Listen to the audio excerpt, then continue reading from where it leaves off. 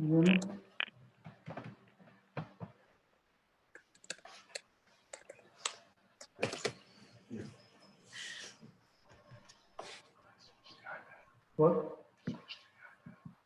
Think so? Okay. Okay, based on what I'm seeing, we're now streaming live on YouTube. Yes. And we have a quorum. We have a quorum. Lisa, technical, are we ready to go? Yes, we are. We're ready to go. Thank you. All right, so I will call to order the Local Planning Agency and Town Commission meeting for Tuesday, June the 23rd, 2020. Please join me in the Pledge of Allegiance. Stand. I pledge allegiance to the flag of the United States of America and to the republic for which for which it stands, one nation, under God, indivisible, with liberty and justice for all. Thank you, folks. So we will convene first as the Local Planning Agency. And our first item is consideration of ordinance number 370. Counselor? Good morning, Mayor. Thank you. Good morning, Commissioners. You may recall way back in pre-COVID days, the Local Planning Agency saw ordinance 370 in a very different form, and you had very thorough discussion. At the time, the ordinance and the purpose for its being written was to clarify our code that although a dock is an accessory to a single family residence, it may technically be constructed prior to the construction of the single family residence, resulting in the ability to have a dock on a vacant lot. There was discussion and explanation about the fact that there are a number of these circumstances that currently exist throughout the town. The result of that early LPA hearing from earlier in the year was direction to add a variety of conditions to the ability to have the dock constructed before the single family residence. And those were that there be a maximum time period of 2 years during which the residence would have to be constructed. So that's been added in throughout the ordinance.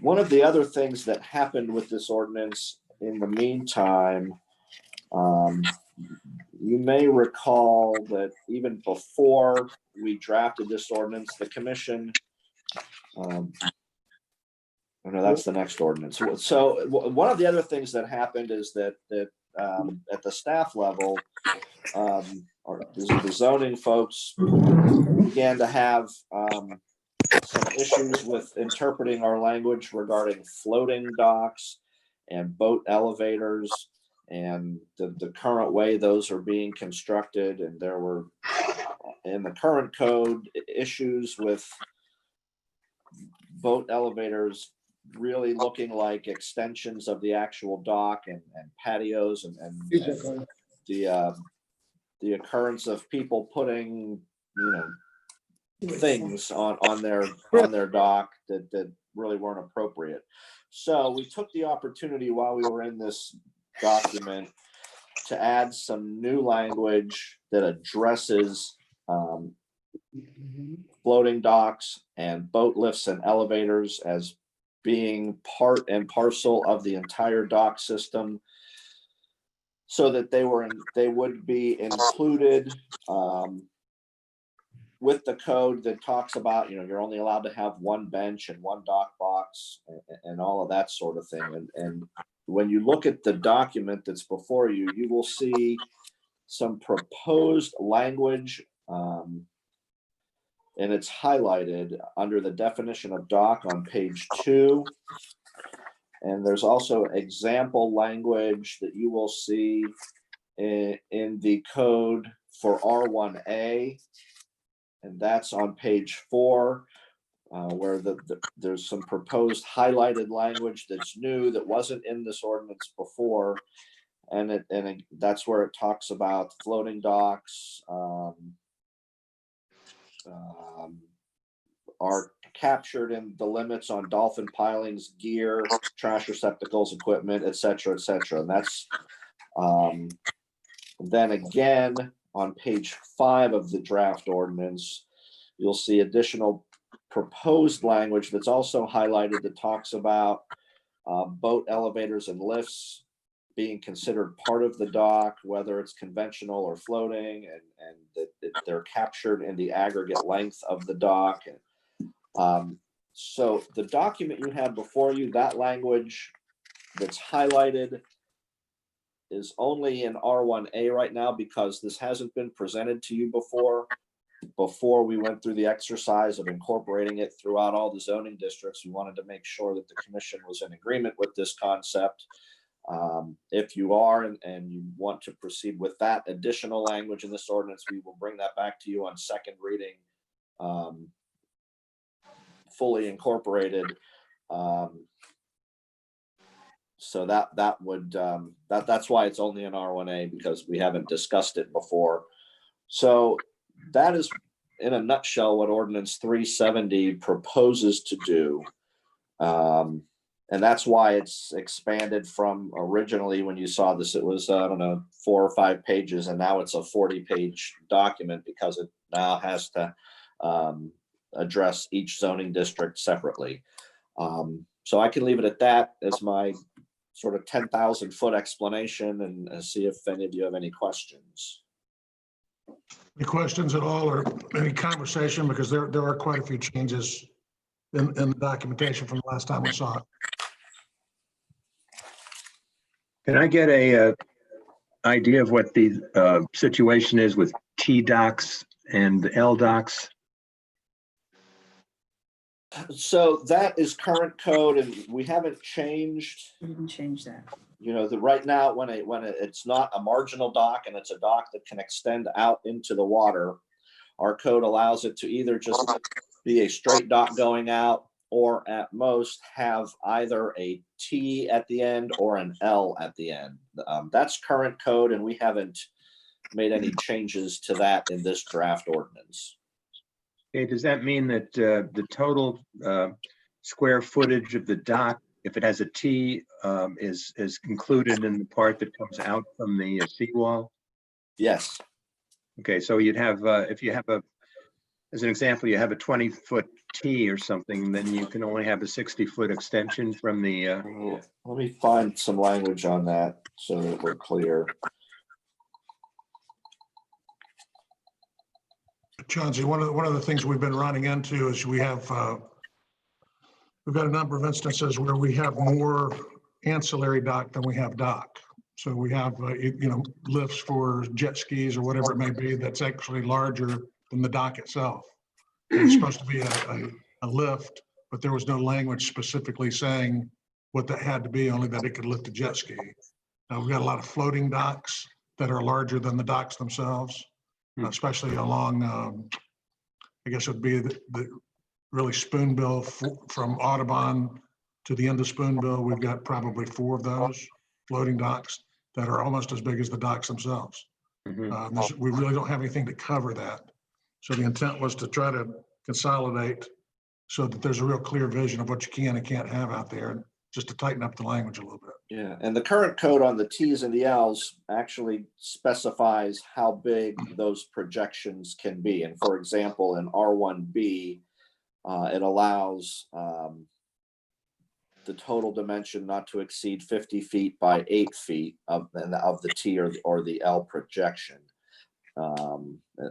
Unless it's on a lot having a greater width than 300 feet, then it has different, a little bit bigger dimensions. But again, that code has been on the books for many years and is not proposed to be changed in this ordinance.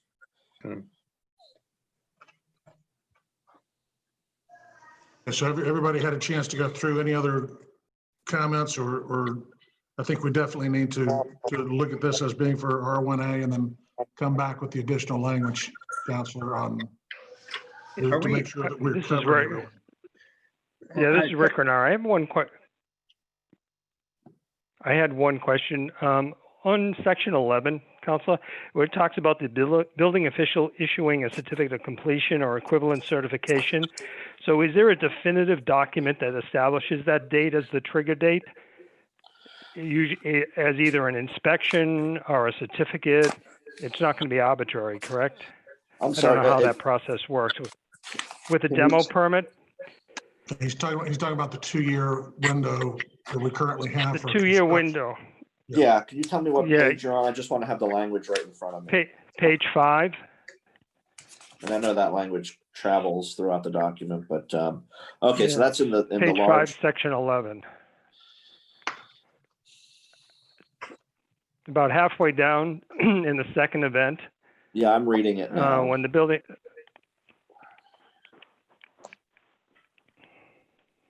Well, it's basically saying it becomes effective on the date of the CO for the dock, essentially. So the 2-year period, for any lot that becomes vacant, and actually, Commissioner, we wrote the date in here of April 28th because that originally was going to be the date that this ordinance went online. So we may need to adjust that April 28th date if the commission desires to carry this out to July, since that's now our target date for adoption. But the concept would be that if you have a lot that has a residence on it and it becomes vacant after this ordinance becomes effective, this 2-year window is going to commence. So yes, what would happen if somebody wants to demolish their residence? They have to get a demolition permit. And then there are, as with building permits, there are things that have to be done for a successful demolition to be completed. You have to tear everything down, you have to cap the utilities, you have to grade the lot. And when the building official does his final or her final inspection of the demolition and certifies that it's been completed pursuant to the Florida Building Code, that is when the 2-year clock would start ticking in the event that there is a dock remaining on the lot. Now, if that there, answers my question. okay, I was going to say, if there's not a house that's being demolished, would the 2-year period start once the CO is issued for the dock? That Gets to That's the the April intent, 28th date that as written. So we probably, my suggestion would be to change that date throughout the document to whatever date this ordinance is adopted on second reading. For Right. those lots, that's when the 2 years would start to run, when this ordinance is adopted. And that's also in line with what our normal building permit would be anyway, correct? Our building permit runs for 2 years, correct? Okay, so we're not really changing anything. We're just we're making it finite that you just can't have a dock on an empty lot in perpetuity. You have to start building the day you get a CO. You've got 2 years to finish your house. Is the zoning group is involved in this, zoning commissions? Not in this part of it, no. Not in this part of it, no. Okay, and what about ARCOM? No, ARCOM is not either. Actually, there's another ordinance that's removing docks from the review by ARCOM, since it's really not an aesthetic thing. It has to meet our code. That's actually ordinance 371, which we'll be discussing next. Coming up in a minute, yeah. I do have an email that was received that you all received. When, Counselor, should I read that into the record? Let's verify whether or not Mr. Mankoff is in attendance, because if he's in attendance, then he can read his own letter Just 3 or make minutes. whatever comment he wants. Okay. Lisa, is he in attendance?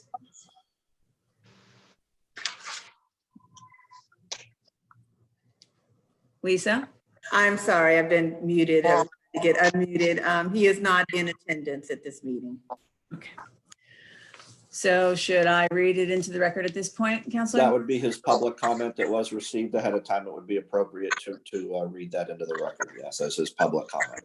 Right, and it is in reference to ordinance 370. He's requested that we read it at both meetings, but since it's the same commission that's sitting as the LPA and the commissioners, I really don't feel like there's a need to read it twice. Counselor, is that the case?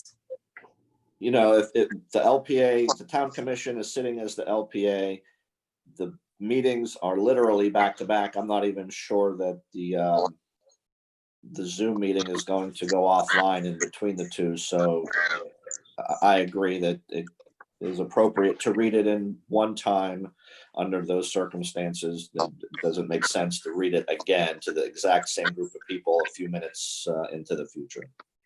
Okay, so I'll read, this is Mr. Mankoff's comments to the commission. Dear Mayor and Commissioners, this firm represents Barry Haas and Singrid Haas, the owners of the property located at 1650 Landan Road, who opposes proposed ordinance 370 in its current format for the following reasons. First, the town is not following its own procedures for enacting ordinances as per section 151.676 of the Town of Manalapan Code. 370 has not been submitted to the commission for its report and recommendation required by the town code. Therefore, this ordinance, if passed without review and recommendation by the zoning commission, is invalid. 2, the fourth whereas clause in 370 states that there exist multiple examples throughout the town where there are vacant lots without docks. However, what the town fails to recognize or acknowledge is that each of these vacant lots with a dock are now vacant because a house has been demolished on the lot. At the initial hearing of 370, February 25th, 2020, the mayor stated that if you are tearing a house down and going to build a new house, common sense tells you not to make the owner tear down the existing dock. Thus, to revise the code to allow for such existing docks to remain for a short period of time while a new house is constructed clearly makes reasonable sense and is wholeheartedly supported by our clients. However, to allow a new dock to be built on a vacant lot where a house has never existed is not supported.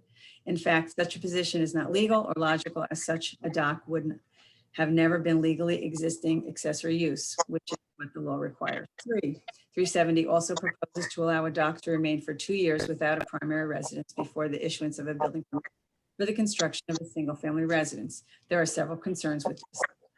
It should not take 2 years to obtain a building permit for a primary residence. 1 year is more than sufficient. Any such allowance to keep an existing dock should be conditioned on the fact that building plans for the single-family home have been submitted simultaneously with such proposed demolition. Upon issuance of a building permit, 370 does not consider that building of the home may not commence or be completed. There should be a deadline for the completion of the home, which, if not met, the dock shall be demolished by the homeowner of the town at the owner's expense. 370 repeatedly proposes to allow a dock that is accessory to a single-family residence on a vacant lot. However, a dock cannot be an accessory to something that does not exist, and specifically in cases where there has never been a primary residence, which has never existed. Any approval of 370 should require conditions that if a dock is allowed without a primary residence, such dock cannot be utilized as a gathering point for people, or nor shall a boat be allowed to be docked there. Thus, we respectfully request that 370 is reviewed by the commission for its report and recommendation as required by the town code,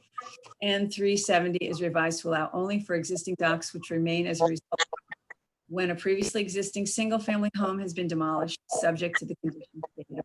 Thank you. So that's formally in the record. And thank you for that letter, and thank you for the comments. It's the accuracy of that. There are 2 or 3 areas in that are not accurate. The key one I'll point out is there is not a 2-year wait before you can get a permit. It's consecutive. We've just talked about that. So once you get a permit for a dock, you've got 2 years to build your house. It's not waiting 2 years and getting a permit, which would essentially be a 4-year window. That's not what we're talking about. Number 2, we do have docks that have never had a house on it. Parr's house, for instance, right across from the library, there's never been a building on that. There's never been a building there because we have an easement. On the particular dock in issue, we are asking for an easement from the owner, which easement would cause his property not to be buildable based on zoning.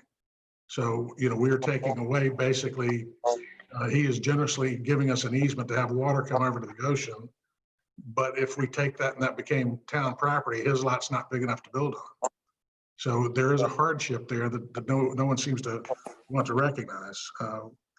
The third thing I'll say, and if anybody who lives on the point, or if you're on the ocean and you see the big house that has been built on the end of Spoonbill, this is a perfect example.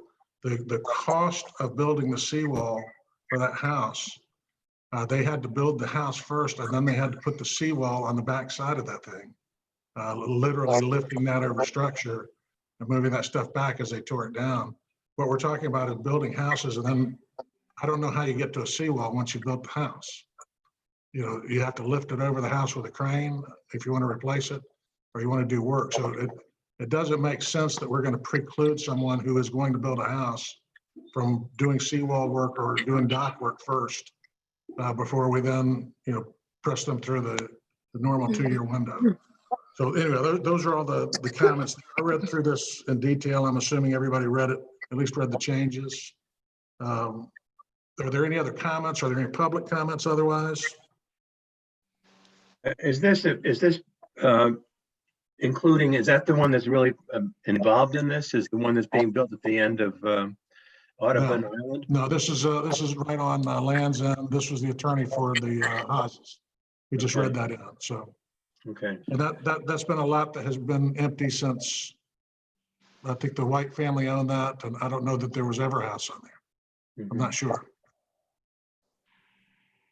I don't Well, think, what happens when people come in and put one of these docks in and then claims a hardship in terms of building that residence? Claims a hardship and In other words, on the we basis put a of what? cutoff point on the, if you put the dock in, that becomes the kickoff, as I understand it, for building a house. And then if you have a claim of hardship because something has gone wrong with the building of the house or something like that, is there some sort of a codicil that lets them continue on beyond that with approvals and things like that? Well, and I'll let the town manager speak to it, but the codicils we have are, at the end of your building permit, you're out of permit. So Right, you'd have to get a new building permit. Yeah, Mr. Mayor, I guess the point I'm trying to make is that if we allow this to happen, and I'm sure you know this, living in the town, there are occasions where a house goes on building longer than 2 years. Sure. And then basically, if that happens, what happens to the regulations regarding the dock? well, building permits, let me address that. Building permits run for 2 years. There are many houses in town that cannot be completed in 2 years. Right. And what happens is the staff has the ability to give a short extension to that building permit. And then the owners can go to the commission prior to that extension expiring, and they can request an extension from the commission. So you do have the ability, I believe it's up to 18 months that you can. Okay, so we need to do, in the absence then of any other conversation or questions, we need to have a motion, Counselor? So based on the discussion that I've heard, the motion would be a recommendation to the town commission to approve ordinance 370 with the following revisions. Number one, changing the April 28th, 2020 date to the date that this is adopted on second reading. Number two, adding the language regarding boat elevators and floating docks to all the zoning districts. And I think those were the two revisions that were discussed.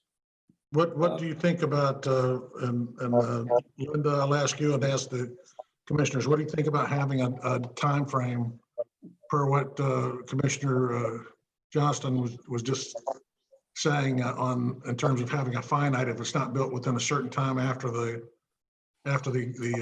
construction of the dock or the CO, that it must be torn down? I think it's probably that type of a date in, unfortunately, because the size of the houses and the issues that can come up during the construction, many of the building permits run longer than 2 years. So if you specifically say that Sure. that house is to be built in 2 years, it Well, I'm may not talking not. about the house. I'm talking about the dock. I'm talking about putting words in there that preclude someone from just building a dock.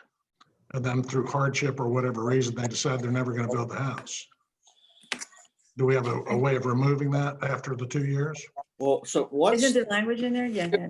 once the house is under construction, it seems to me the issue has gone away. Correct. And then we're under, But if the the- house never goes under construction, is the question. so so then if they violate that period of time, then it would be a code enforcement matter. Okay, We don't want to get into that. yeah. I don't think, I don't think, we Okay. want- I'm with you. I just want to make sure we're covering our bases here. Yeah, to my Why- feeling on this whole thing is that it's like a little bit like putting the cart before the horse.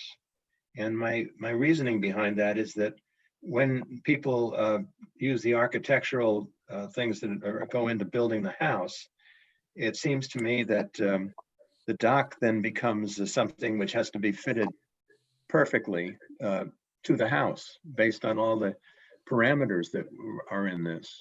So if you put the dock up, it seems that you would already have to have a house plan in order to do this.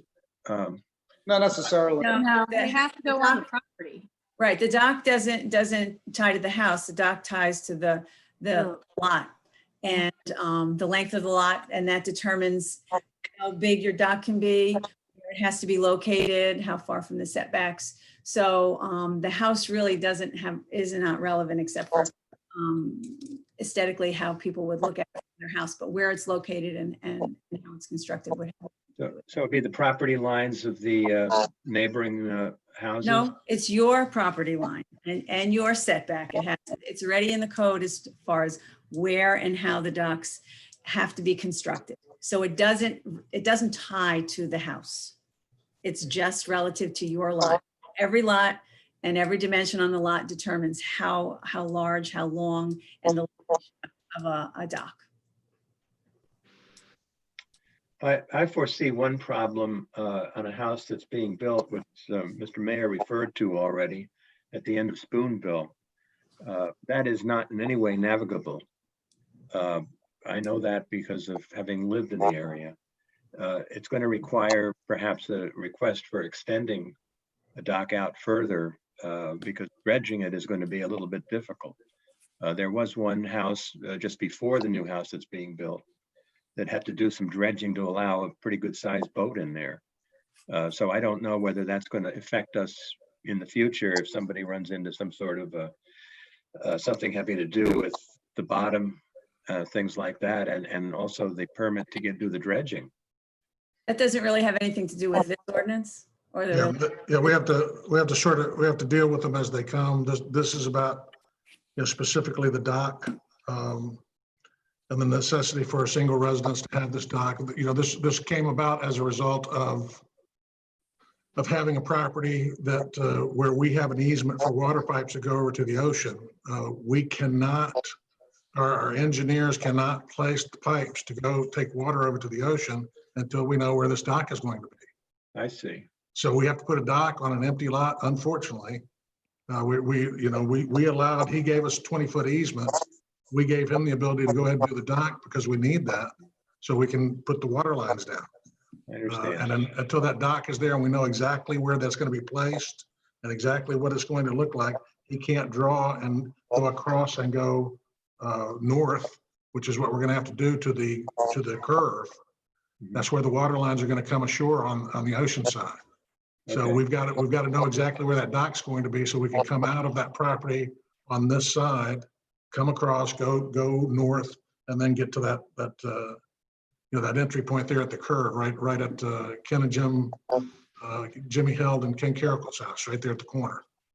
So this is all sort of like, we're having to back our way into that situation. This is the best way.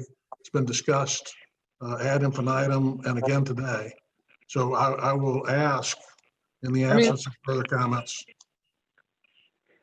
Sounded like a further Mr. comment. Mayor, this is, yeah, Mr. Mayor, it's Rick Granara. Is the Sure. only risk here that there's a 2-year window prior to the building permit being issued, but there's no trigger to get the building permit application in within a time period? Because you can go to the end of the 2-year period and file for the building permit, and we all know it takes quite a bit of time to get a building permit issued. And then we have a hardship case that gets built in. Am I thought, seeing that wrong? yeah, did You I, could did I add not hear that? language that, to address that if you wanted to. Yeah, I thought, my understanding was the trigger was the CO for the dock. So once you get the CO for the dock, you're on the clock for 2 years to have a house built. It's not the Can we get CO that for in the, there? it's not the CO for the dock, it's the building official's certification that the demolition, if there's a. Or the demo, if there's a demo of a house, I got you. Right. Okay. Yes, sir. Let's transfer that across to the dock. And that becomes your trigger, Rick. You know, that's the, so if you're, once you get a CO, once you're completed, it's not really a CO, but whatever it's called. It's Maybe it a is sale for called the a CO. dock. Yeah. Yeah, so it is a certificate of occupancy of your dock. So we get a CO for the dock. Let's make that the 2-year trigger. You know, you have to have a building permit either applied for or in process, and you got a 2-year window. And that would be no different. That works. That would be no different than any other, I mean, if you walked in and there's nothing on that property, if you walked in today, you've got a 2-year window to get that house built. Am I missing something, Linda? I see you, No, I see you're, your no, small, I see your small little head up here, you know, thinking up in the sky.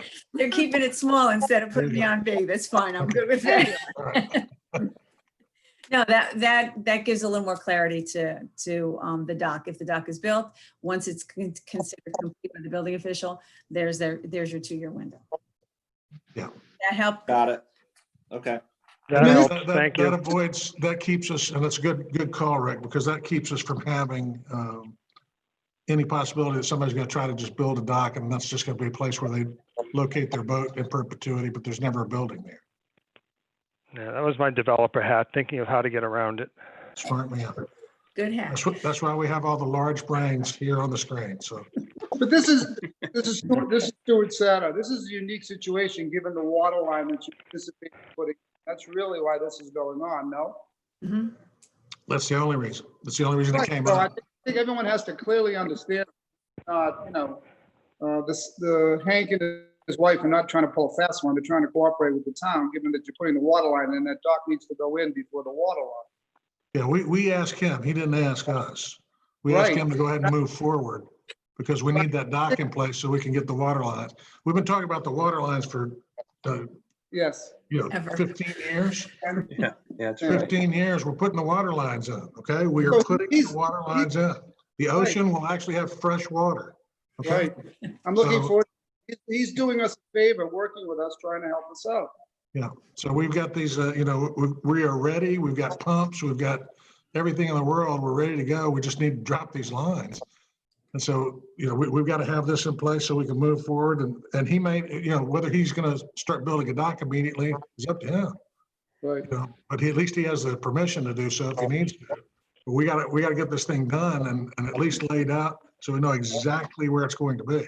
Are you looking for a motion to approve the ordinance?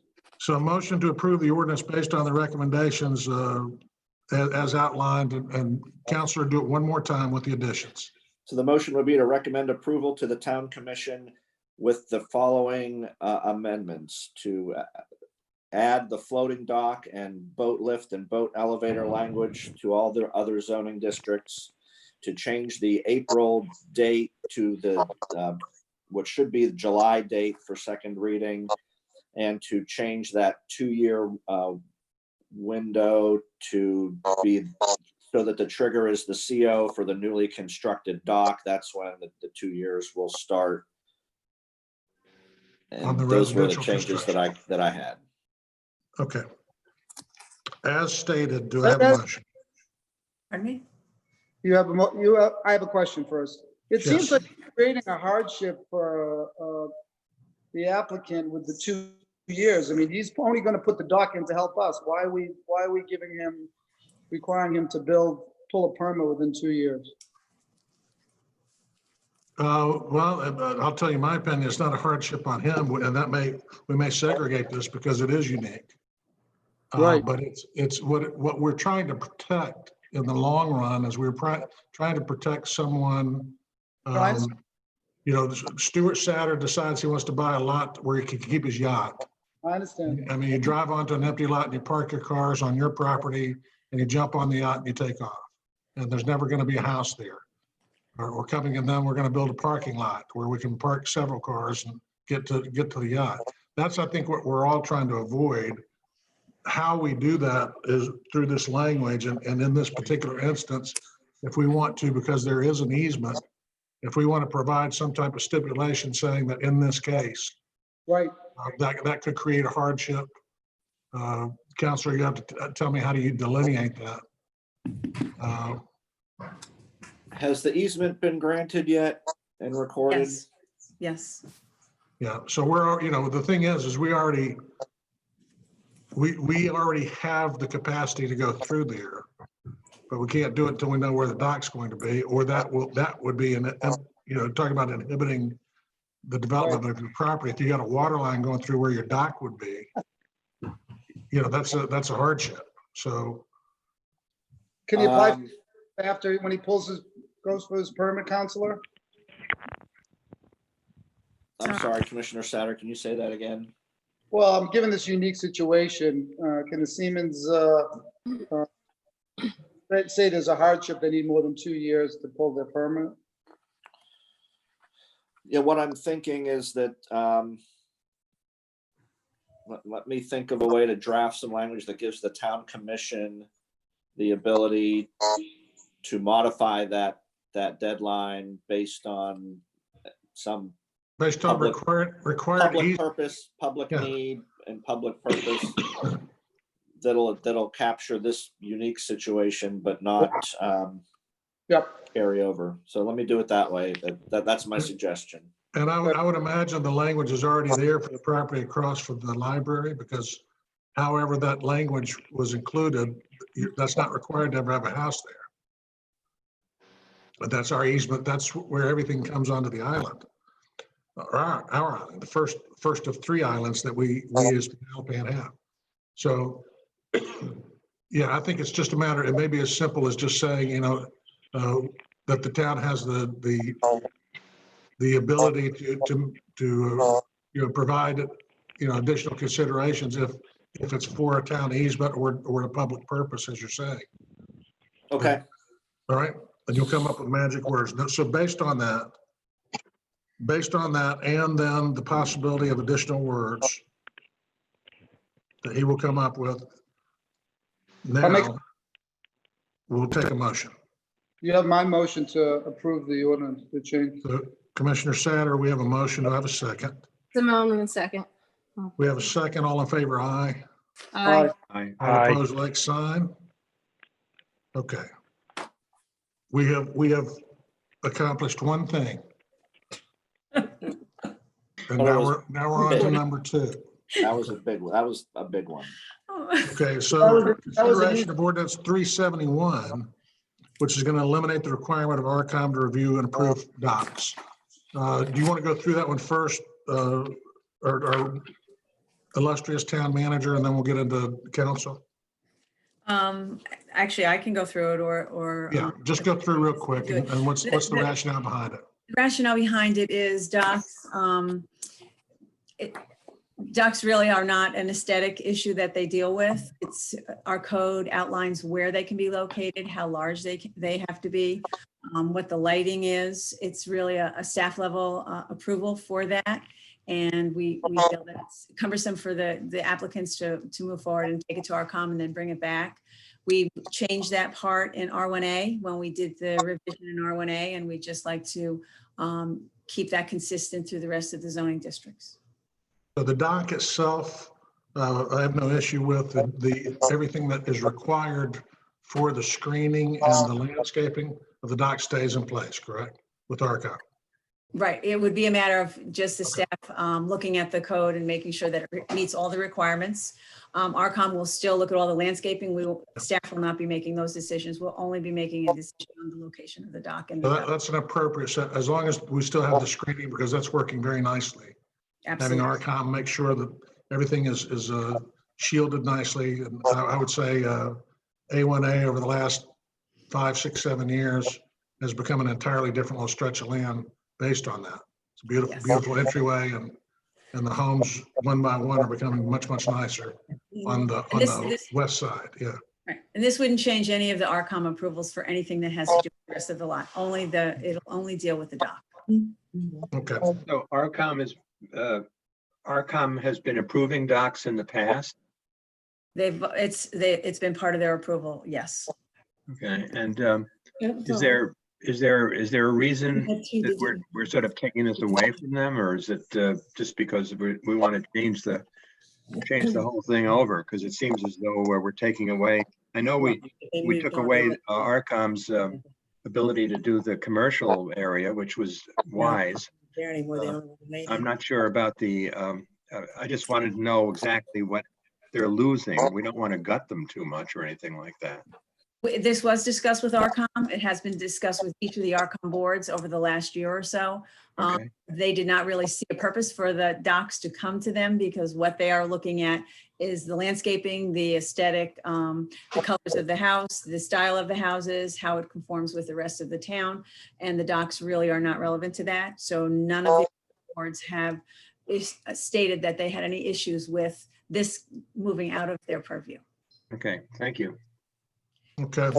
All right. So any public comments? Long overdue. This is Stuart said, I think it's long overdue that we pull the oversight of docks away from ARCOM. Okay. Okay. So did we have any public comments? Anything, Linda, Lisa? Nothing on this one, no, sir. Okay. Any other comments then? So I'll entertain a motion on the ordinance 371. You have my motion to approve it. And a second. I'll second it. Simone Okay, we've got Venuto. an approval and a second. All in favor, aye.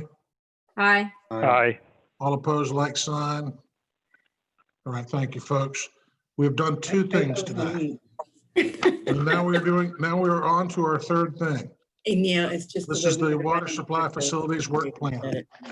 Yes, it And is. Linda, And Linda, walk us through it.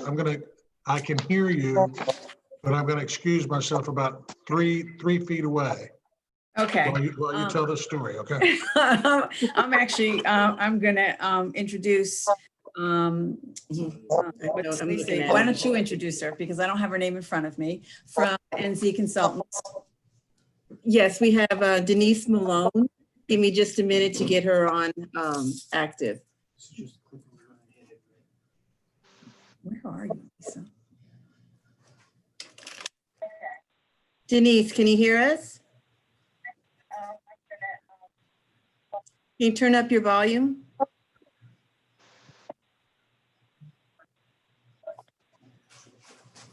Denise?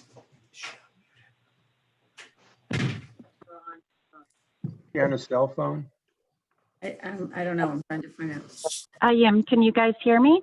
Yes. Now we can hear Now you. we Yes, can. thank you. Very nice. Okay, good. Okay. I you do can, your yes. presentation Thank today? you so much. Good morning. Can you hear me?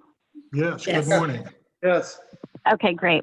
Good morning, Mayor Waters, Vice Mayor Benuto, and commissioners and town staff.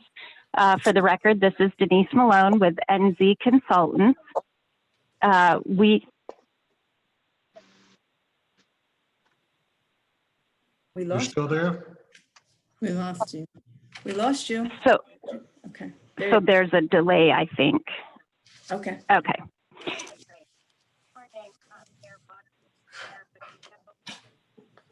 So the item before you is the water supply plan.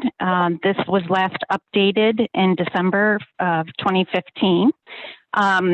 The items before you is an update because the Lower East Coast Water Supply Plan was approved by the South Florida Water Management District back in November of 2018. And statute language requires the local government water supply plans to be updated within 18 months of the Lower East Coast Plan. Henceforth, we worked with Mock Roos to update the water supply plan that's before you today. It covers a 10-year period. The South Florida Water Management District did provide some preliminary comments back in March. We had them review the draft, and we did incorporate answers as well as clarifications, and those changes are reflected in the draft before you. In short, the population, which is used to derive the water supply demands, are consistent with the South Florida Water Management District as well as Palm Beach County population projections. And then the demands were calculated based on the population figures by the level of service. That yields a demand that is able to be met by the current allocation of the plant, which is 1.915 million gallons per day. That's allowed with your consumptive use permit. That's what the district allows. The demands are generating at the year 2030 or the 10-year planning horizon for the plan at 1.02 million gallons per day for raw water and 0.87 million gallons per day for treated water. So you're well within the allocated amounts and are meeting those demands. So the item before you consists of the update of the water supply plan. It contains all of the components that are required of such.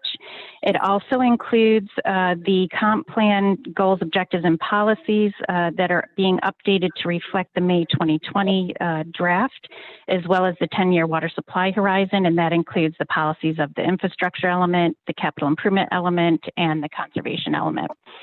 So with that, staff is recommending that the LPA make recommendation of approval for the water supply plan to go before commission at first reading. I'd be happy to take any questions that you may have. Anyone have any, I mean, it was pretty well detailed in the documentation we have.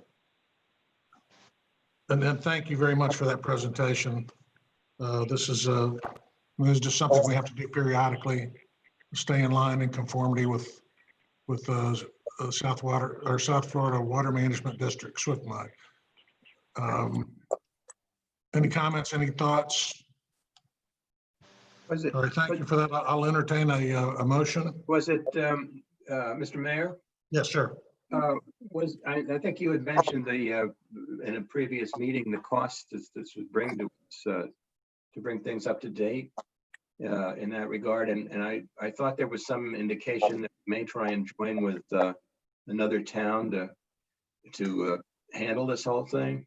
Yeah, one of the great things about the town of Manalapan is we have one of the brightest town managers that has ever lived. And as we speak, I'll make a motion to approve that. And as we speak, she has been working, we have been working diligently. We've got a time certain where we are, our water clients are going to be changing, and we've been working literally for a couple of years with that knowledge, working toward the possibility of replacing and renewing the use, but it won't change beyond our capacity. So this has no bearing whatsoever, because even the loss of Hyperlexo clients and the addition of different clients would still be well within the capacity that's outlined in this report. So, and we can't be going beyond our own capacity no matter what. So we are, we're a town of 490 people, and we've been that for a while. So, our usage is not going to fluctuate up or down significantly, other than Simone's house, whose lawn looks very nice right now. Thank you. So there's a sort of a static. I mean, we have a very low up and down in terms of water usage. However, that being said, it's this is a 10-year plan. We need to approve it. It takes into consideration everything we're doing. If I missed that, I don't know where Linda went, but I'm Did I here. miss anything at all, Linda, or? Not at all. The impact of Hypoluxo leaving has nothing to do with this. And as the mayor indicated, we've been in discussions with to see if we could provide water service to them. We don't have anything to report at this time, but we still are working. Yeah. Thank you. Okay. All right, so let's see if we can get a motion on the I'll make the 372. motion. Or do we already have? Simone a mo- Kennedy will make the motion. We had the motion and we had the second. Rick Renaro, make the second. Very good. Okay, we have a second. All in favor, aye. Aye. Aye. All opposed, like sign. Okay, very good. Now, so we will adjourn as the local planning agency at this point at 10:55 a.m., which leaves us 4 minutes to now do the town commission meeting. So we will re-adjourn as the town commission. So the agenda additions, any deletions, substitutions, we want to change anything or add anything, folks? I have no additions or deletions or. Okay. Mayor's comments, I will actually have mayor's comments. I won't pass this time. And I'll say this, and I say, you already know this, but I just want to remind you, I want to go on record, and I want whoever's out there who's listening. Yeah, we're all socially distant. You know, while we're doing all of our things and we're staying home and we're wearing our mask and we're not, and our gloves we're not, or not going outside. You know, we've got a whole group of people who have been working diligently to keep this town going. They're on the front line. They're doing the work. You know, you've got our town manager, you've got our chief of police, you have all of our officers, we have all of our employees up to and including the people at the gate who have, you know, come into contact with hundreds and hundreds of people every day. The people up at Publix who walk the Publix parking lot, you know, who walk around and keep us secure. So I want to formally go on the record to thank you for what you've done over the last couple of months. And thank you for keeping everything up to and including something as simple, he said. In 2020, we're having a video, you know, this is the first in the history of the town. We've had a video town commission meeting. So congratulations to all of you. We are the astronauts of the future for town government. So, you know, I want to thank you, Linda, and I want to thank Carmen and everyone for the job you've done. I want that formally on the record. Okay. Thank you very much, Mayor. We appreciate it. Consent agenda.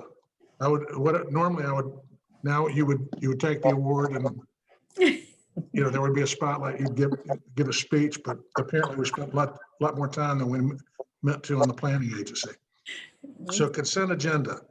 You have the minutes, you have the police department, fire rescue, comments, any? So I'll entertain a motion to approve the consent agenda items. I'll make the motion to do the consent agenda. Okay, and a second. Simone Kennedy. I'll second. And we got a second, and all in favor, aye. Aye. All Aye. opposed, like sign. Okay, the discussion of the draft sign ordinance. I'll turn that Yes, over I'm to good. you, Linda.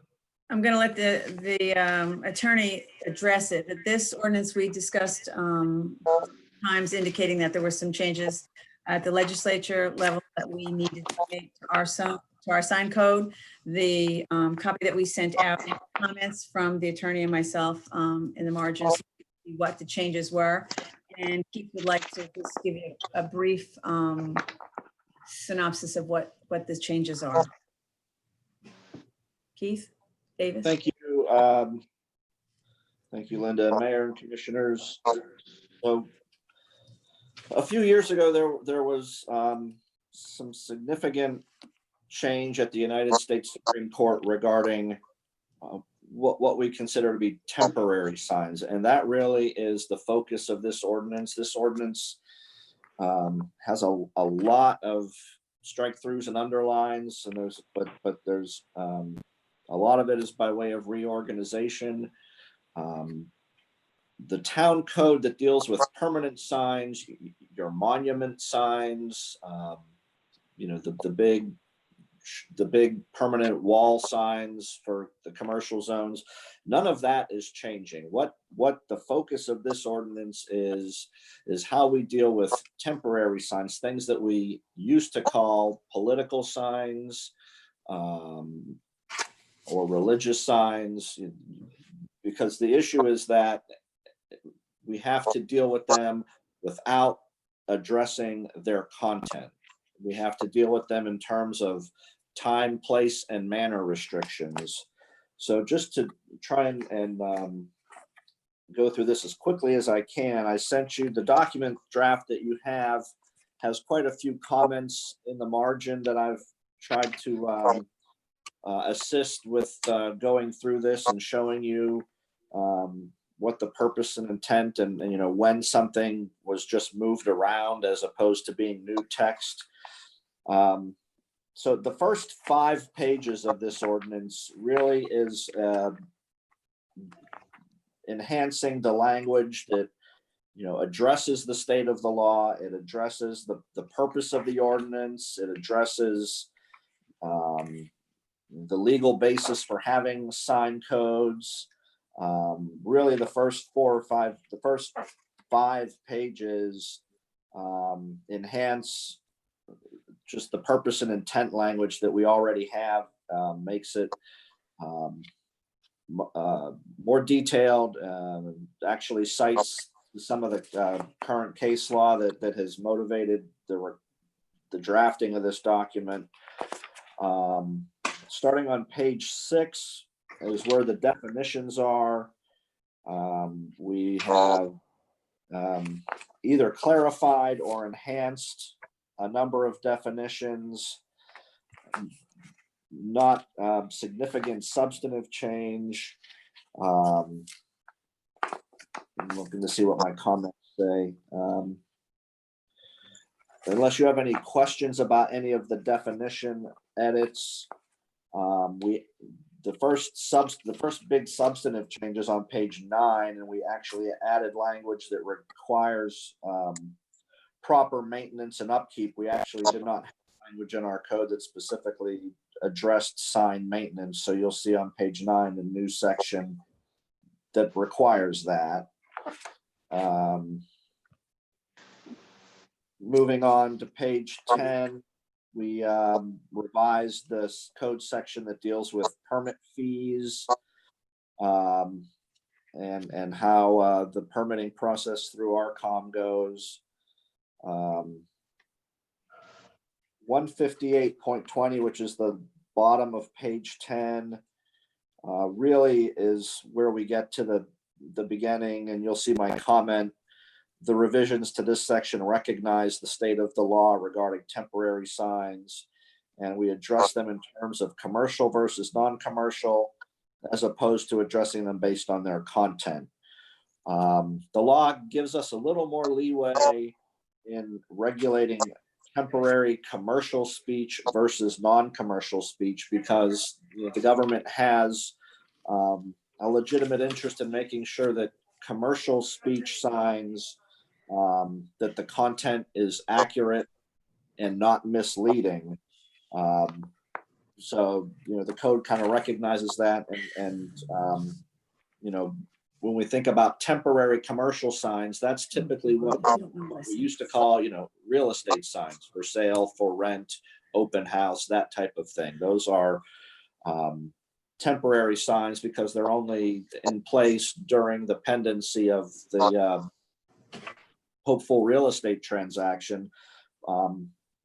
And so we have language that addresses that. But so 158.20, signs that do not require a permit. These are we haven't really changed it, but in terms of substance, but we've changed it in how we address these signs. So, instead of saying a real estate sign or a credit card sign, we talk about just generally temporary signs. We added some language about memorial signs and tablets, which really are an architectural feature on the building. The next section where we have new substantive language is on page 11, and we put in a section that recognizes the need from time to time possibly for a variance. So we just acknowledge that it is possible to get a variance from the sign code, but you have to follow our variance code in the zoning ordinance and meet the same hardship criteria that you would have to meet the other variance. You moving on, construction regulations and sign standards. This is a lot of your permanent signage, and we haven't really changed the substance of this code. You'll see we did take out. What page you on? Pardon? Sorry. I'm on page 11. Okay. You'll see we struck out language regarding gasoline price signs because we don't have that use in the town any longer. So there was no point in keeping that. We changed house of worship to place of assembly for internal consistency. And again, to get away from a content, a religious assembly versus a non-religious assembly. But otherwise, that section really doesn't change. You'll see we struck through real estate and political, and because of what I previously explained. We're talking about commercial and non-commercial temporary signs. So then the next way that we look at this is on page 12, signs on residential lots. And so we kind of divide it. We have residential lots and we have commercial lots. Within each of those categories, you have permanent signs and temporary signs.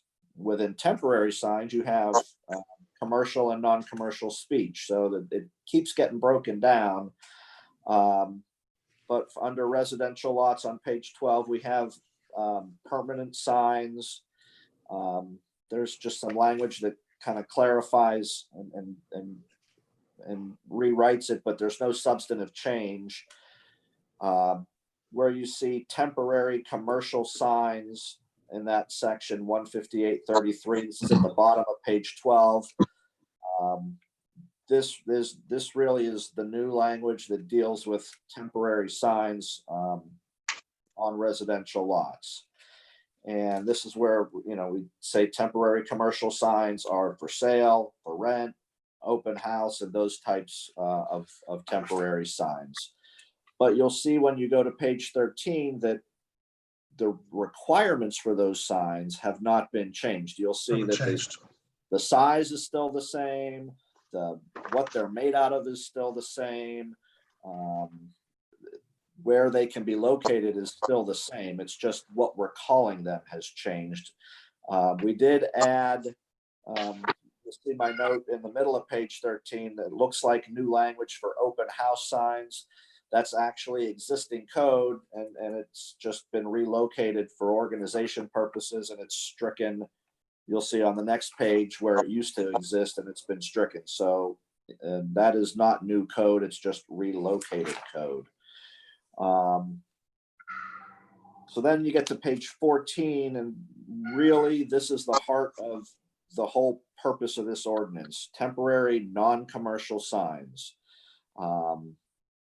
And what these are your political signs, but they could also be happy birthday sign. It could be a sign that indicates a religious service, midnight mass or Passover, or whatever it is. That it's non-commercial speech on a temporary sign. But again, we haven't changed the size requirement. You'll see it still says that it cannot exceed 6 feet, 6 square feet, and not exceed 6 feet in height above the elevation. That is existing, and we have not changed that. What we have clarified on the rest of page 14, for non-commercial speech, you kind of look at it in two ways. You could have a sign that is attached to a specific event, like an election. And we talk about, those can be placed beginning 30 days prior to the event. And I even wrote in some examples by way of example. Religious services for a particular holiday are one event. Multiple candidates running for office, as well as individual ballot questions related to a particular issue, even if they're all on the same election, are each a separate event. A birthday party is one event. So those could go up 30 days prior to the event and have to be removed upon the conclusion of the event. You'll see the stricken language that used to say only one sign per candidate. Can I stop you for 1 second, Counselor? Yeah. Can I get someone to do a 30-day birthday party sign for me? You would put a Coming up birthday soon. sign up 30 days in advance and they can stay there? So the difficulty is, so You want a the motion? point, and I understand your comment. I mean, it's coming up July 3rd, but I It's mean, soon. listen, Well, then it's too late for you. I'm registered at some places. I'll tell you later. But anyway, And I understand that comment. The issue there is that, and there's nothing magic about the 30 days that was put in as, I mean, happy birthday, Zoe, for 30 days. That's, that is true. However, so the issue becomes, you have that sign, but then you have the signs related to an election. Both of those are non-commercial. well, they fall in the same categories. They fall in the same category. And if you say a birthday sign can only be up for a day, but an election sign can be up for 30 days, now you have made a distinction based on content of the non-commercial message. And that's where you run into trouble. I know. All right, I'm with you. So, but the 30 days is not. I'm telling you right now, signs are going up in the morning. That's what I'm telling you, okay? So, So if you want, because my birthday's on July the 3rd, so signs are going up. We got it, July the 3rd. Square feet. Yeah. nice. Where's that? I've marked my calendar for June 3rd. July the 3rd. So So, the So chief has a question. Chief has a question for me. Yeah, He wants to know if the sign, can a birthday sign be Still have police- square feet? I couldn't, you broke up. I'm sorry. The chief shot me a question during this. On page 14, under C1, it says the non-commercial signs, the residential, we were talking about birthday signs, they can be 6 square feet? All of your non-commercial temporary signs shall not exceed 6 square feet and shall not exceed 6 feet in height above the elevation of the ground. That's your current Yeah, code. right. That is current code. And that is not Yeah, we're proposed to keeping be it that way, changed. yes. So you can have political signs 6 foot. You can have, he said, he's asking, can you have political signs 6 feet? Any non-commercial temporary sign, we don't call them political signs anymore because that's Because you can't. content-based. Right. Yes. Okay, he's So just then- asking that question. Yeah, so then the next section, number 3, goes on to talking about, then you can also have one non-commercial sign that is not associated with any particular event. So that might be, a sports team sign, or it might be a politically motivated sign that's not necessarily attached to an election event. It just might be something that says, I support the Second Amendment, or something like that. That's not associated with an event. So though you're allowed, as written, You're allowed 2 signs? pardon me? You're allowed 2 signs per lot then? Well, This is 1 and 1. quite honestly, under the section we were just talking about, even under your current code, we say you're allowed 1 sign per candidate, per ballot item, per referendum question on any You lot. could have So if- 10 signs on your lot? That's ridiculous. You absolutely could. If you Hey, come on. you can't limit. So if you have an election coming up and you can't limit someone's ability to only advocate for or against one thing. If they want to advocate for or against each candidate that's on the ballot. And if that ballot also has a proposed charter amendment or some other referendum and they want to put up a sign for that, and your current code allows that. Your current code would allow you to have a separate temporary sign for each ballot question and each candidate on the ballot. So you right now could have that many temporary signs around that election. Counselor, a quick question, and with all those signs, that must be on the owner's property, correct? Has to be on the property. And it can't be on the town's easement Correct. or DOT's easement, correct? Yes, we regulate where it can be, how big it can be, and when it can be, when it can go up and when it has to come down. So those signs that we see periodically and probably coming up between now and November cannot be on the, within a foot of the roadway, because that would certainly fall within the easement. Yeah, I'm looking for where that language is. I know it's in Yeah. here. Well, it's actually at the top of the next page. This is where we get into the location. I just want to, it's coming up. I just want to emphasize, because 90% of the signs I see or have seen are not on the owner's property. They're on the easement in front of the owner's property, just off the street, just off the road. No. And we're 15, Yeah, in fact, yeah. we're if you look at the 15 very feet from top- center line, typically, correct? the very top of We changed the code the a page. few years back to allow only real estate signs to be within our easement. So if it is a political sign or whatever, it needs to be back out of on the other side of the sidewalk. And so we do police that during elections. We do, Okay. yeah. So at the top of page 15, it's temporary, non-commercial signs shall not be permitted to encroach into the right-of-way in any manner whatsoever, regardless of whether the sign is displayed parallel or perpendicular to the right-of-way. All commercial and non-commercial temporary signs on residential lots shall additionally conform to the following construction and maintenance requirements. And then we have the first section is existing code. No temporary sign larger than 80 square inches can be closer than 10 feet to the property line or the paved surface of a street. So let's No stop there such- for a second. Yeah, Just stop. That's where I'm talking about. So as I'm driving down the ocean, We don't I'm have, trying to think of a house that has 10 feet between the street and their we wall. don't have easements there. We don't have easement on A1A? See what we're saying, this is where I'm confused now, because we're saying no, or place closer than 10 feet of the property line or a paved surface of a street. Paved surface of a street is A1A. Yeah. So 10 feet in is a wall, which means that the people on the ocean, it would be awfully difficult to have a sign inside your wall that no one can see. and that is current code. I didn't make any changes to that language. So And that's 10 feet, only for- I'm not suggesting we change it.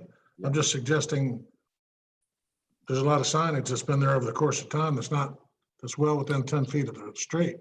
And it depends on, if you look, it depends on the size of the sign. So if it's smaller than 80 square inches, Okay, so it could be 5 feet. then it's 5 feet from the property line or the paved surface of the street. So you can have it at 5 feet, but it has to be a smaller sign. Believe it or not, that's the only thing I highlighted in this entire document. I have that one You should question. have read the whole document. Come That's on. pretty good. That's how far I read into this, okay? And this is, we're 3/4 of the way through it. Yeah. We added some language about any temporary sign has to be removed and safely stored if there's a declaration of a storm warning or a storm watch. We have language that says all signs have to be manufactured and printed professionally, as opposed to someone taking a Sharpie and scribbling whatever they want to scribble. It has to be professionally done and aesthetically, so that it does look professional. Have to be maintained and kept in good condition. We prohibit illumination or reflective material. We prohibit flags, streamers, ribbons, balloons, or that sort of thing. And those prohibitions are all current. So then we move on to commercial lots, and you'll see at the bottom of page 15, again, although the language is underlined, it is existing code, and we've simply moved it from further down in the document for organizational purposes. But the language regarding monument signs and the wall signs and all of that, that is existing code. It's just been relocated. So that is not actually substantively changed. Then on page 16, we again get to temporary commercial signs. And again, this deals with, is intended to deal with real estate type signs. And although that it's newly written language, it still captures current code requirements in the town. So we rewrote it and reorganized it, but the substance of it does not change. As we go down, though, I did want to point to your attention at the bottom of page 16. There is proposed new code where it talks about individual business locations within a commercial development may display the types of signs and sizes of signs described above. That's new code, and then I did have a comment that time limits above can be added if desired. So all of this is new. The grand opening, the one grand opening sign, one sidewalk sale sign, that's also new, and I don't know if you want that or not, but it's put in here for your consideration. And as I said in my comment, time limits can be added if you want to keep it at all. And then it repeats the, temporary commercial signs cannot be illuminated, can't have the streamers and banners.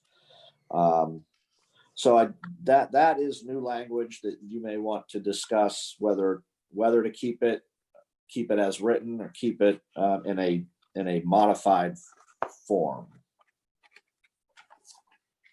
I believe there should be a time frame as to how, if we keep this, as to how long they can keep the signs up. I don't want them up there indefinitely. Tell me where we are. Hey, bottom of page Where do 16. where do we have where do we have a sidewalk where they could put a sign? In the plaza. In the plaza, really, is where Well, you're talking Yeah, about. if you don't And read, we have allowed inside banners the for plaza. grand opening in the past. Special but sales it's- that they may be having. It's inside the plaza though, right? Yes. The sidewalk's not ours. So we're dependent on Lantana and the plaza to help us maintain not having the little temporary, I call them clapboard signs or whatever they put out on the street. This is relating to our property, our commercial site. So it would be what's going on inside the plaza. We have, we brought signs to a few meetings ago. We had some of the commercial establishments asking if they could put signs out indicating when they had a sale or that they were now open again after Yeah, that's inside on the walkway. But That's what these- the reason I bring this up, I've noticed we've stopped if you're going toward the ocean on the south side in front of the sidewalk, in front of Publix. They've done a good job of not having signs out on that sidewalk because we asked the plaza not to do that, saying we're open or 2 for 1 today. Inside's a different ballgame. But now I've noticed that they've been very crafty in putting it over on the other side of the street in front of the Carlisle.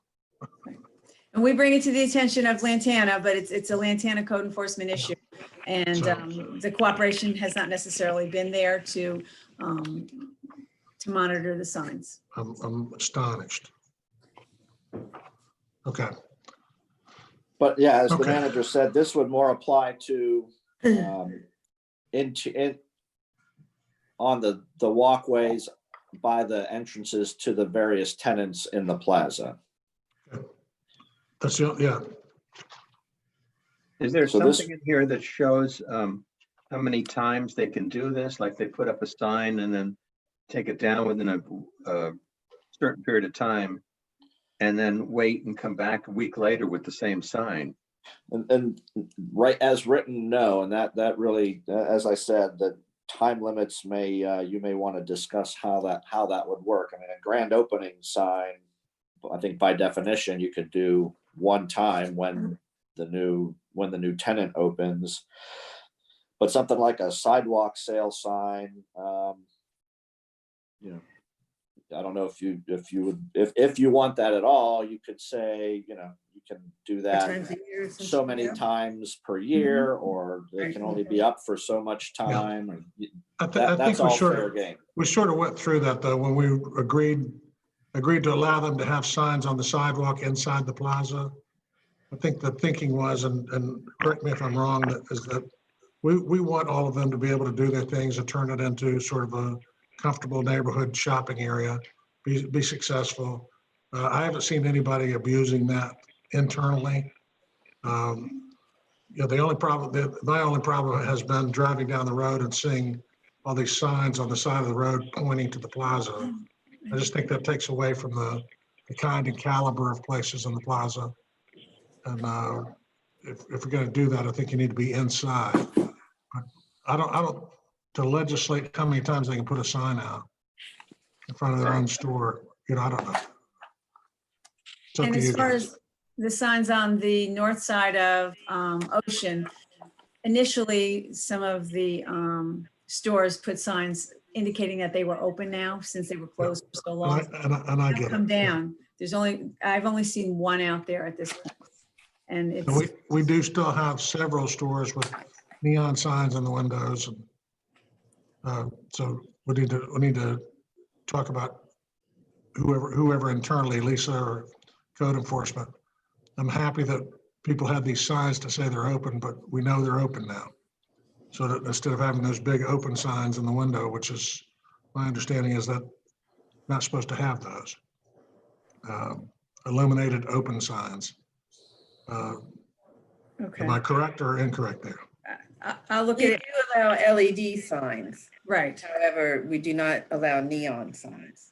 We do allow LED, and they can't be in They can't be, motion where they circle. Moving through. signs. okay, You know, moving where it's sign. Well, that's okay. flashing and, Well, maybe it appears to be neon and it's LED. Right, exactly. And that the LED is to mimic a neon sign. Yes, correct. So I don't know. Sort of begs the question. Those, exactly. Okay. If we want to eliminate those, I mean, we would add LED to it. That's for another day, okay? Okay. Okay. Counselor, is there any other, does anybody have any questions about this? I mean, you've covered this very well. I thought the documentation was well done. You know, I think that if there's anything in here, the only thing that jumped out at me, and I think Chauncey, you brought that up, is put a time limit on signs that they just can't be there in perpetuity. Take them down for 30 seconds, put them back up. I think that makes all the sense in the world, that we have some kind of, you can only be there for, there has to be a 1 week gap in between signs or something. But I'll leave that to you folks. all right, we'll work on some language for that. And then do you want us to move forward with this draft ordinance to bring it for first reading at the next meeting? I will entertain a motion for that in the absence of any other discussion. So entertaining a motion to. I will make a motion. Okay, so we have a motion. I'll second it. We have a second. So all in favor, aye. Aye. All Aye. opposed, like sign. Okay, so we're moving forward with that. And the sign code will need an LPA hearing as well, so you'll see that. So we'll see it all again. Yes, sir. We will see it again. All right.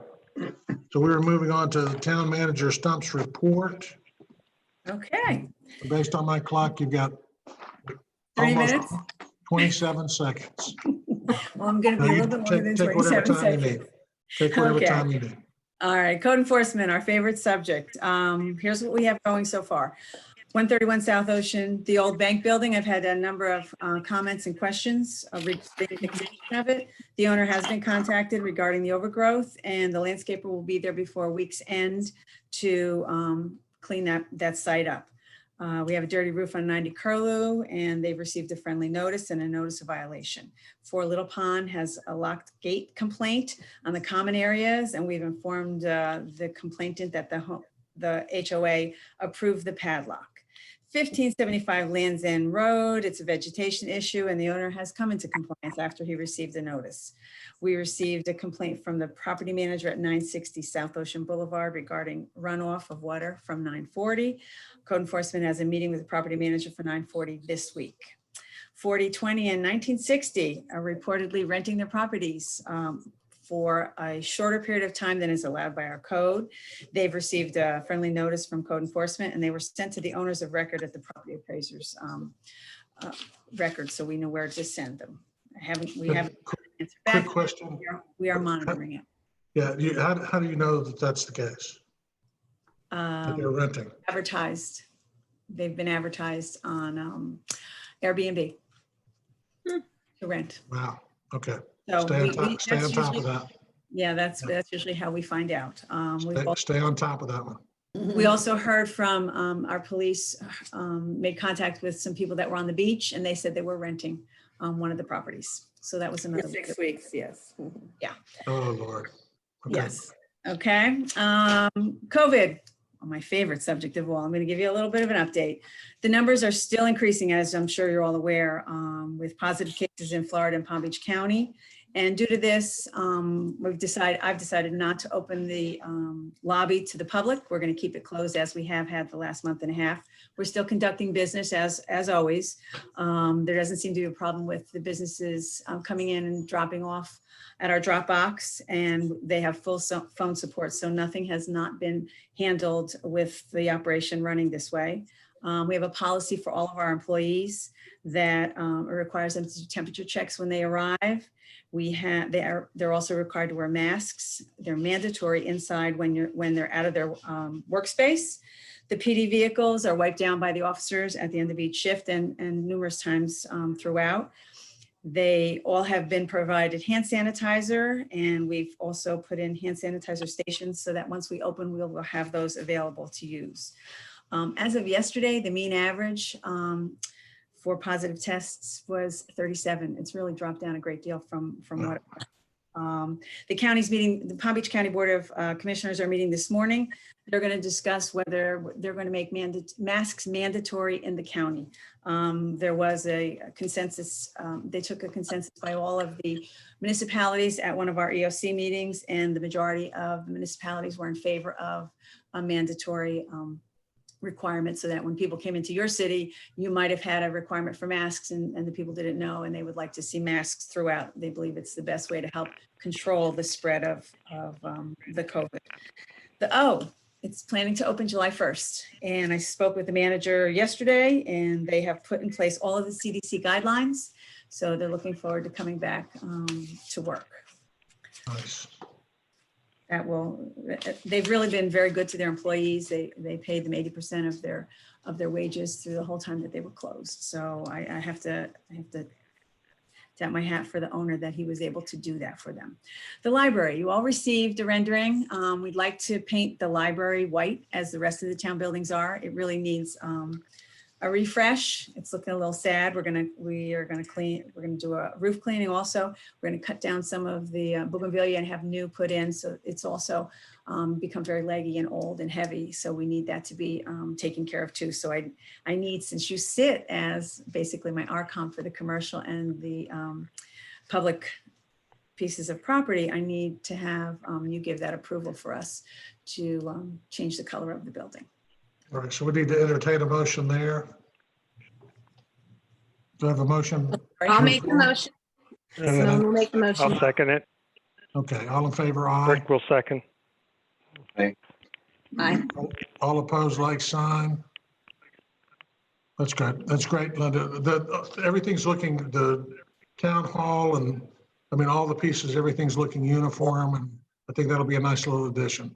Freshen We that thought up. this, yeah, we thought the same thing. It really is in need of it. And White really, we did the gatehouse and town hall. And I think both of them look really good. So that'll just add to that. So we'll do that over the summer. So it'll get done before, when and if people return to Manalapan.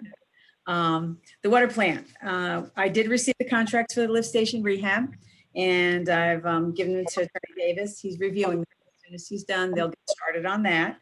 I'm still working with Rob Ori, who's doing the evaluation, and Tom Biggs at Mock Ruse. We have a meeting scheduled tomorrow with Keith Davis to go over the evaluation, and then we are going to meet with the attorney for Hypoluxo. Hopefully we'll have some sort of an answer for you shortly, because time is running out. So we'll see what we can do with that. My July and August meetings, we have to have a budget workshop, and I talked to the attorney, and he's indicated we can do a virtual budget workshop since most of my commissioners are out of town. Even if the governor doesn't change the ruling for commission meetings, for there to be a quorum, I don't need a quorum for a workshop. So I've been working with the department heads, and we're finalizing some of the draft that we're going to bring to you. Just so you know, the town's taxable value this year, we had the lowest increase of the entire county. It's 1.27%. What happened is the Value Adjustment Board heard several of the properties put in a request for their appraisal to be reviewed, and they were adjusted downward. So we've had some really good increases in the past this year. It's very nominal. What did happen that does impact the budget process and our expenses is South Palm Beach. The new condo came online this year. Their property values went up 21.55%.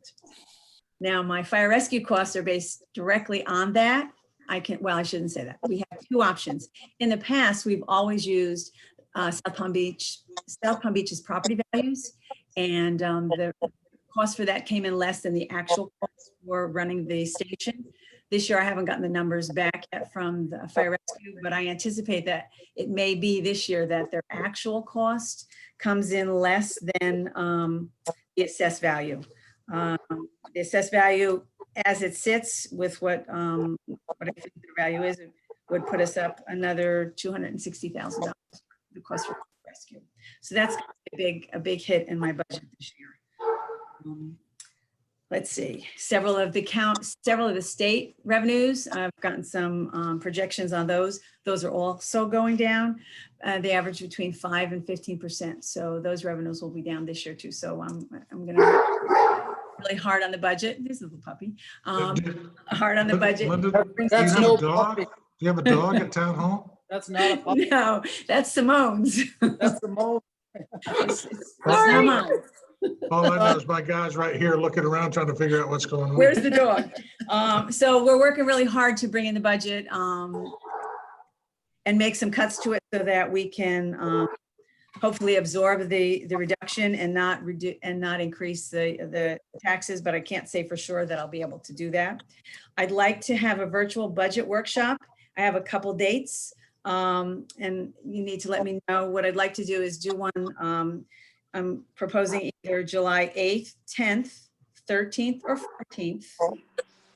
And then after I present everything to you and get your feedback, then we'd have another budget workshop the day before our commission meeting to just implement any suggestions that you've made for the budget. And then in July, we have to set our tentative millage rate and our first hearing date. So the first thing I want to do is see if you're all available, what days work for you. And those are the dates I'm proposing. What I'll do is I'll send you out an email and you can respond to me and let me know, since everyone won't know right this moment if they can meet it. And then whenever I can get the most of you at a budget workshop, we'll have our first one of those 4 days, hopefully. And then I'll send you So some. the 4 days again, Linda, for the first 8th, workshop, 8, 10, 13, or 10th, 14? 13th or 14th, yep. And on the 8th, it would have to be after 11, and the 13th, because there's a EFC conference call at 10.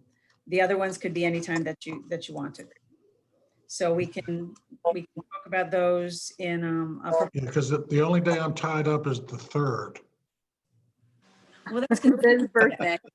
So you don't want us to sing happy birthday to you? Come on. So on the, And I thought with it being virtual, we might be able to, everybody might have a little bit more flexibility. And if you'd rather do it in the afternoons, I'm fine with that too. So just kind of let me know, respond to my email and let me know what's best for all of you. The dates that I'm looking at for the September meetings, just to give you a heads up, because we will have to set that up in July 28th meeting, is those meetings have to be at 5:01. We have 2 in September. And I'm looking at September 14th or the 10th for the first hearing, and our regular commission meeting on September 22nd for the final hearing. So those, and I'll shoot those out to you too with my email about the budget workshop. Okay, so everybody get back with the one, the 8, 10, 13, 14 date today. yep, You need to confirm that with her today. Just shoot her a text or an email. We've got everybody's availability. Make sure that gets to Jack and to Hank as yes, well. yes, I will, yes, I will. And let's see if we can get that nailed down. And then just from a think about it while you can perspective, everything's going down. So all of our income streams will have been down this year. All of everything from up to, but not including Publix, which probably significantly. But the hotel income that we get from tax income there, Yep. Our rate going down for next year, while it's good for us as property owners, it's bad for us in terms of town income. So we're going to have to, we may have to put our hats on and figure out how to, right now we have the lowest valuation rate for taxes. We have the lowest millage rate in the county, yes. Well, we have the lowest millage rate, but what is it, 172? Our increase in our assessed value is Assessed value is 1.27. 27. Okay, I got it backwards. 1.27. So, everything across the board, COVID involved, and not, we're not going to have as much money as we had last year. So we need to be thinking about that when it comes to budget, of what we're going to do and what we can and can't do. Don't want to raise taxes. So we need to be judicious. We will be.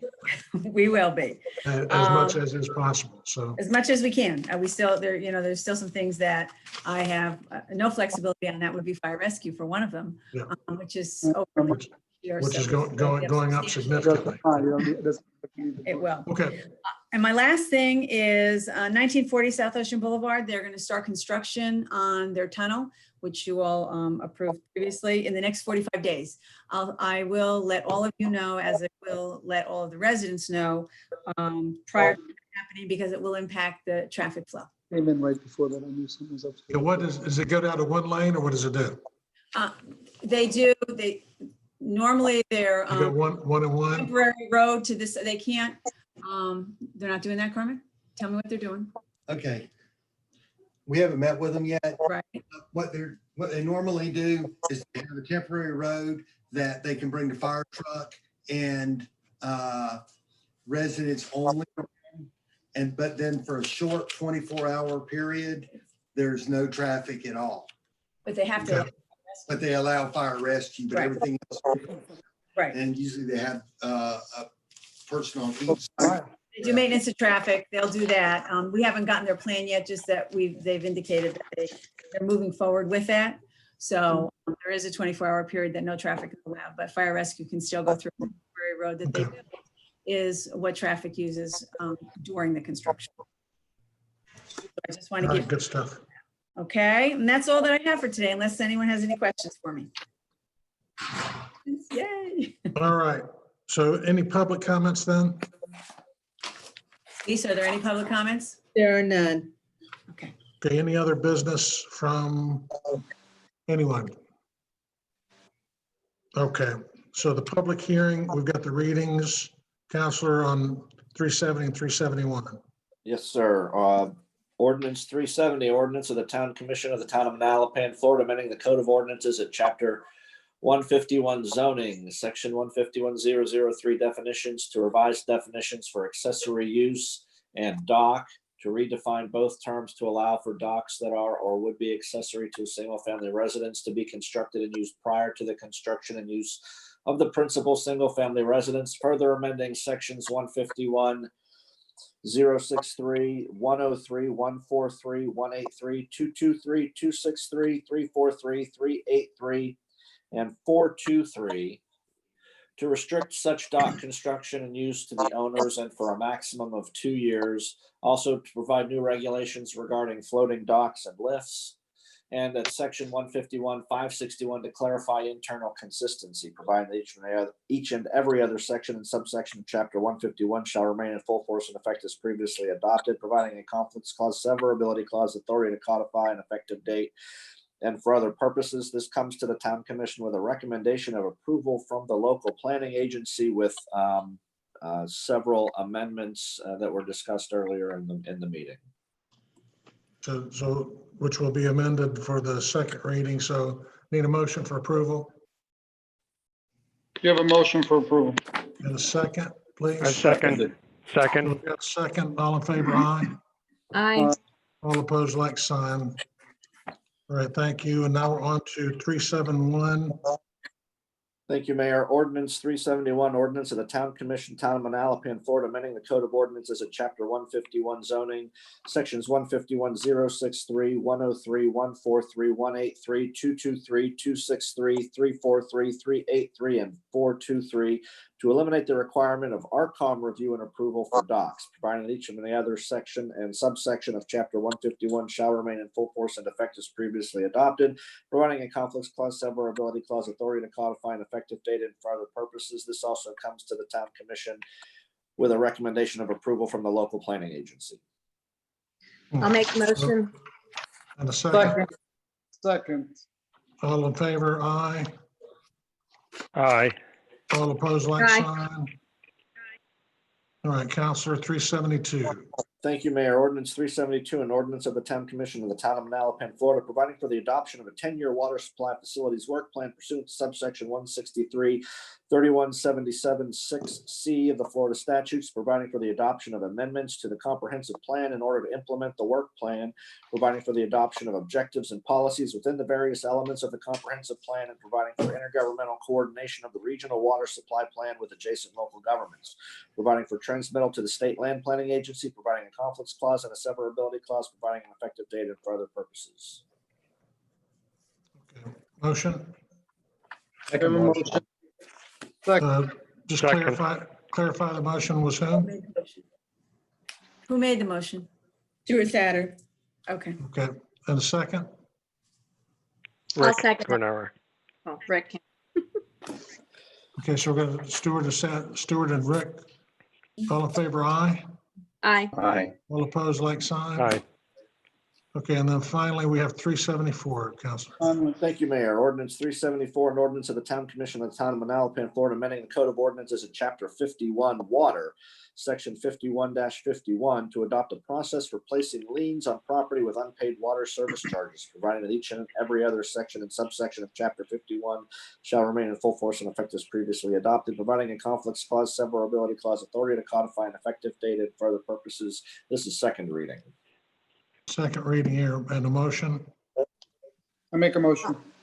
I'll Okay, we got second the the- motion, And Benuti. we've got the second. All in favor, aye. Aye. All Aye. opposed, like sign.